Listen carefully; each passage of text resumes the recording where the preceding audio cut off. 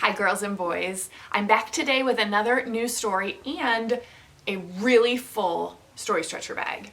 So I'm gonna give you some clues today about what is inside of here, and I wanna see if you can guess because it has to do with the story that we're gonna read. The first clue that I have is it's a little stinky inside my bag today. So my first clue is that whatever I have in here is a little bit stinky. Can you make a guess about what could be in here? Think of some stinky things. Okay, I'm gonna give you another clue. My next clue is the stuff that's inside of here is something you can wear on your body. So, something that you can wear, and it's something that's kind of stinky. I'm gonna give you one more clue. The stuff that I have inside my bag is something that will protect your feet. So what do you think it is? It's kind of stinky, something you can wear, and it protects your feet. Did you guess that Miss Maggie has shoes inside of my story stretcher bag? If you did, you are right. I have lots of shoes inside my bag. I have black shoes. I have blue shoes. I even have red shoes that are pretty fancy that I haven't worn in a while. I have all different color shoes in my bag today, and today I need your help in sorting and organizing all of the different color shoes that are in my bag. We're gonna work together to make a bar graph of all different color shoes that I have inside my bag. Can you guess what story I'm going to read that has to do with different color shoes? It is an old favorite story. I mean, how could I possibly be reading you color stories this month and not include Pete the Cat, I Love My White Shoes. So before I read this story, I'm gonna bring the camera down onto the carpet and you're gonna help me sort all of the different color shoes that I have in my bag. According to their color, we're gonna make a bar graph so that we can sort and organize them, and then I'll read you this story. Come on the carpet with me.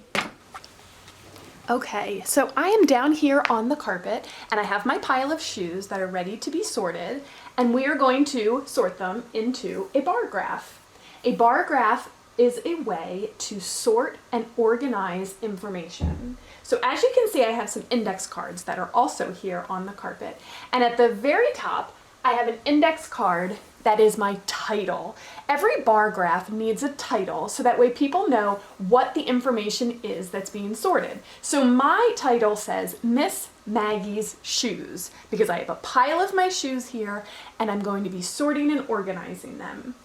Along this side of the bar graph, you can see that I have some numbers. I have the number 1, 2, 3, and 4. And that is going to be showing me how many of each thing I have to be sorted. And then along the bottom, you can see that I have some color words. I have the word black, brown, blue, and red. And they are the color of shoes that I have. And I am going to be sorting them and matching them up with the colors that are written down here. So if I were to take my first shoe from my pile, I have a black shoe. So I'm going to put it in my black column, and you can see that it lines up with the number 1 to show that I have one black shoe. If I were to pull another shoe, I have a red shoe. So I'm going to look down here for the R for red, and I'm going to put it right here above my red column. Then if I pull out another shoe, I'm going to pull out a brown shoe. So I will lay that here next to the black shoe. And if I pull out another one, oh, I pulled out another brown shoe. So I'm going to stack this one on top, and you can see that it lines up with the number 2. I have 2 brown shoes. If I pull out another black shoe, I'll put it right here. And you tell me, what color shoe did I pull out here? What color rain boot do I have here? This is a blue rain boot, so I'll put that right here. So I have lots of information that's on my graph, but I still have a lot more shoes that I need to sort. So let me keep going. I'm gonna pull out another black. This is a flip-flop. So I'll line this up here along my black. And what else do I have? Oh, I have another red shoe. I know red is all the way down here, so it will fit right there. I have 2 red shoes so far. I have another blue shoe, so I'll fit that here above the word blue. And whoop, I have another blue shoe, so I'll stack that right here too. And let's see, I have 2 more shoes. I have another black shoe, and I have another brown shoe. Now, when you are all finished sorting all of your items, you now have this graph that tells you lots and lots of information. One of the things that I can notice first is I can look at all of these shoes and I can decide or read the graph and know which shoe I have the most color of. So taking a look at this graph, I would look at how high each of my columns are, and that's going to help tell me which shoe I have the most color of. And I can see that my black shoes go all the way up to the number 4, and this column is taller than my other columns, so I know I have the most of black shoes. Now, if I wanted to find the opposite of the most, I would look for the least number of shoes that I have in a color. What color would that be? What do you think? I could look down here at my red shoes and I would see that this column has the smallest number. I would know that I have the least number of red shoes. Now, looking at all of my information, I see something else interesting. I notice that there are 2 color shoes that I have the same number of. I have a tie of 2 different colors. Which 2 colors have the same number of shoes? If you said brown and blue, you would be right. I have 3 brown shoes and I have 3 blue shoes. And again, I could take my finger and I could pull it over and I could look at the number on this side too if I wanted to, instead of counting them. You can do it either way. And then the last thing that you can notice with a graph like this is you could figure out how many shoes we have all together. So how many of Miss Maggie's shoes are there all together? Can you help me count as I point to each of these shoes? Ready? 1, 2, 3, 4, 5, 6, 7, 8, 9, 10, 11, 12. I have 12 shoes all together. Thank you for helping me sort and organize all of my shoes into a bar graph. Now let's take a look at Pete the cat and all of his colorful shoes. Pete the cat, I love my white shoes. Written by Eric Litwin. Pete the cat, I love my white shoes.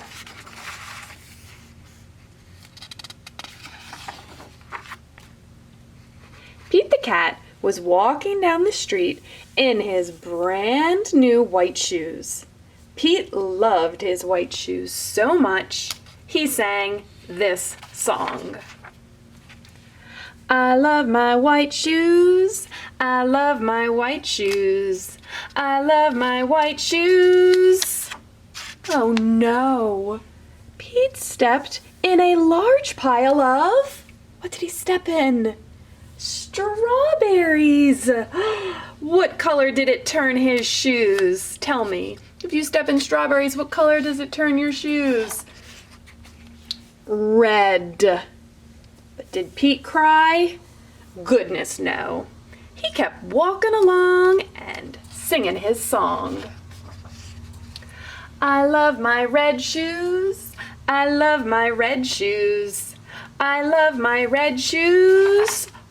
Oh no, Pete stepped in a large pile of blueberries. Tell me, what color did it turn his shoes? Blue. Did Pete cry? Goodness no. He kept walking along and singing his song. Awesome. He sings, I love my blue shoes. I love my blue shoes. I love my blue shoes. Oh no! Pete stepped in a large puddle of mud. What color did it turn his shoes? Brown. But did Pete cry? Goodness no. He kept walking along and singing his song. Groovy. I love my brown shoes. I love my brown shoes. I love my brown shoes. Oh no! Pete stepped in a bucket of water. And all the brown and all the blue and all the red were washed away. What color were his shoes again?